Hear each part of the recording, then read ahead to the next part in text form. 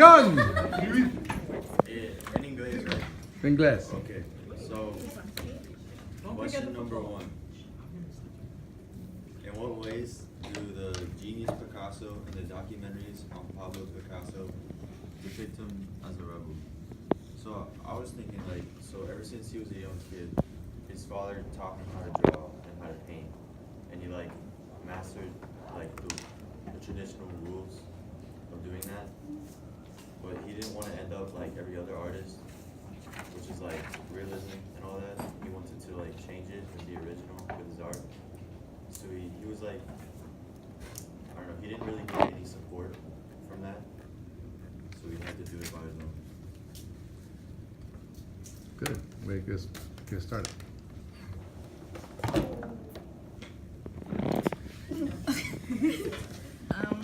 Another way that going off what Tyler said about like art and stuff, that he made his own style of art, like cubism, and instead of like the traditional stuff, he decided to go against what people are used to and what people like and make something different and just create his own style. Why does he do that? Well, I think he feels like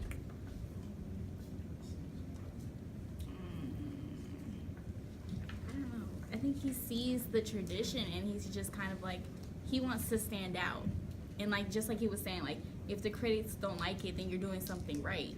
Like, it's not meant for people to like love and stuff. It's for them to like really get a feeling of what the painting is and like feel the painting.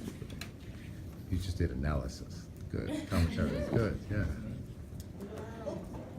I also think that Picasso rebelled in this documentary kind of thing by I remember he was on the beach with Francois or whatever, and Yeah.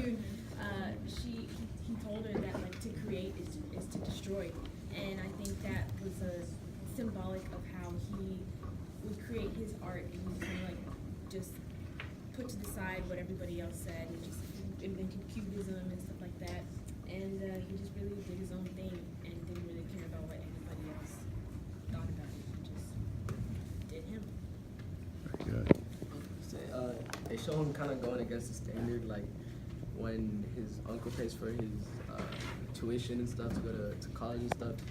He stops going to class and he starts painting like his own way, like Tyler said and stuff. But going to such like a good university and stuff was like something very important for like most people at that time, and even now going to like college and stuff is like one of the most important things you can do.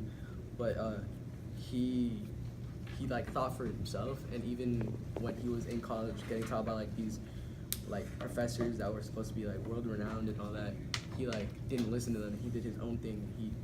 He didn't really settle for what he was given. Like when his dad told him that he could be a teacher, even though he like, I don't know, he kind of insulted his dad there, but like he said that he didn't want to settle for that. He wanted to do something new, something he knew he could do. Okay, so my takeaways on Picasso rebellion thing is similar to theirs, where like obviously he didn't like follow the rules of like geometrics and stuff like that in art, and I think like the biggest way, like at the time art was so like, you know, imitating nature and stuff, and so when he invented cubism, he kind of like mixed surrealism and primitivism together, and then copied the African mask, but essentially he like stepped out of like the comfort zone of everyone else in his environment, you know, exaggerating facial features like the eyes and the nose and the ears, and I think it shows like his whole like resilience against like following, like being a follower basically. I think he was a leader obviously in like the art world, and it kind of reminds me of like today, like when artists today, not like artists, but like musicians, rather than rapping or singing about things like money and girls and cars and things like that, like when certain artists talk about issues and like step out of that comfort zone that people are, you know, used to, they get backlash, but eventually like this whole trend starts, and that's why like cubism became so big, because at first it was rejected, and then you get that kind of feedback that you want. And one thing I want to point out for tomorrow's essay that you said, I'm glad that you brought in that art is also music. Remember, art is also music, art is also fashion, poetry, all different forms of art. Just got to help me out. All right, so I feel like he wouldn't have been so much as like a rebel. I feel like he knew that he was a leader in the whole like painting, like modern day painting era. But I feel like he wanted to make a name for himself, which is one of the biggest reasons why he went off from realism. Like he wanted to say, oh, like Picasso is not that. He's like not that. Oh, it's just that realism painter that can paint really good. No, it's like he's different. He's unique in painting his own thing. Yeah, that. And like painting like things that people would, like people who don't just stare at it and be like, oh yeah, I know what that is. It's just like people look at it and it's like, okay, there's a deeper meaning to this painting. Let me sit here and think about what the deeper meaning is. Like he wanted to be known for like creativity, if you want to call it, but not like, oh, okay, he does everything else that any other painter does, but he just does it better. It's like he wanted to make a name for himself, I feel like. Very good. Part of like why I think he did what he did, like why he wanted to be different, I don't think it was like to impress people all that much. I think he just wanted to challenge himself and say like, yeah, I could already do all that realism stuff, but I could do way more. And so he kind of just like put out his work, and it was like so much different from everybody else's. And of course he got hate for it, but in the end he became one of the best like well-known artists out there, and he did what he wanted. But yeah, he like never really followed the rules, and the way they did that in the documentary, they show like him like even as a kid just struggling to follow along in school and stuff, and yeah. They also showed him like surrounding himself with other rebels and people that didn't really like follow the standard, I guess. Like that one guy that did he get drafted, I think? Yeah. He got drafted, and then they like ran away to like the wilderness together and were like camping and stuff, and also like the different artists and people that he surrounded himself with were just people that were rebellious. So it's very important the people you choose to put around you. You gotta go. You're gonna put people around you that help you. So this doesn't really have like any correlation to what Oscar was saying, but back to Justin, in a way I kind of disagree in the sense that like I don't think he didn't want to impress other people, because when he was in the wilderness with his friend, like he was upset that like he could have achieved, like he would have achieved the perfect painting, but no one would have seen it, and like the memory of his sister Conchita would have like, you know, like been for nothing, you know, like everything would have just been. So I feel like he did want to impress people. He like, when critics didn't give him the attention he wanted to, you know, he wanted to, like, his passion for art exceeded more than just like himself. He wanted to like infuriate like the rest of the world. So he. Yeah. I agree with Justin and Isabella was saying, because I feel like it's like they work together with Picasso, because to me it's not that he I mean, yeah, he wanted to impress people, but he also wanted them to like understand the art, you know, like understand that there's different ways that you could paint, and like there's like, you know, like different ways that things can be done, and there's always like a deeper meaning, like, you know, because he uses straight lines to like represent like violence and like, yeah, just to help people understand that there's like more to it, because, you know, I don't know what it was, but I think he was saying that he wasn't trying to. Okay, I forgot. No, you said quite a bit there. Yeah, but it was something that I had in my mind, but it just slipped away.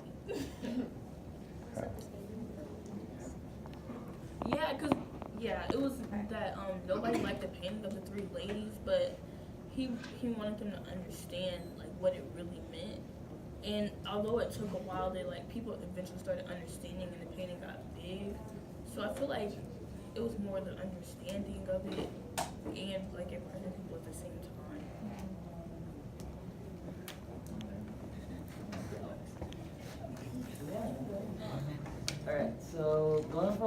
saying so far, I do believe he was trying to impress people, but he didn't want to impress it by using the art that he felt was just a copy from everybody else. Cause like many artists of the time were using realism, and they were big artists, and everybody knew them.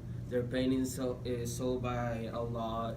We even saw like one of kind of realism paintings on the first shop that he went to try and sell his paintings.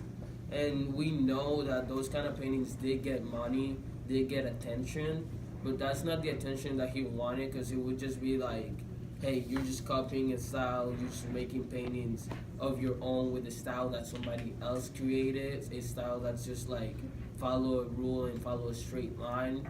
And that's why I feel that he started like going off on his own ways and like joining with different people to like find a way to curve the line, like this straight line, this straight path that people had believed that art was at the time. And from there, I think Cubism was born, so he would actually curve the line in a literary manner. Yeah, very good, very good. I believe Pablo Picasso was always a rebel since he was born, because in many ways he showed that he was a rebel, like with the minor things he did. Like for example, in the series Genius, he told his gardener not to keep cutting the roses because too much pruning was going to make was going to destroy their beauty. And this demonstrates how he actually felt about the world, and like he didn't want to be constricted down to doing one whole thing. He wanted to go on his own and explore what his full potential could be. And I think a rebel is someone who doesn't acknowledge that they're a rebel, but they notice it during their life work, and that they try sometimes to outdo themselves to become something.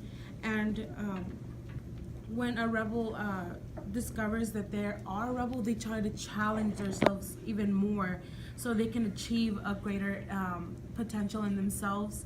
I believe that like Picasso demonstrated this by creating different illusions of his personal experience in his art, and that he expressed this well with his I think they were called African mask faces, because he showed the distraught in the faces of the women, because he knew that no one was going to feel comfortable seeing his art, because it was something unique and different. It was going to capture some different beauty. Oh, very good. Okay, so basically, I'm not trying to like defend this at all, but like Picasso never really cared what other people really thought of him, and we see that in how he went about his like personal life. And I'm not saying that that's like makes him a rebel or anything, but you can see how like he goes against the standard of like have like even in his personal life of having like just a wife. Yeah, he had like mistresses and stuff, and he even painted them and stuff like that, and he knew what he was doing, but he never really cared what other people thought, and that was obviously very frowned upon and still is frowned upon, but he didn't really care. He went against that structure too.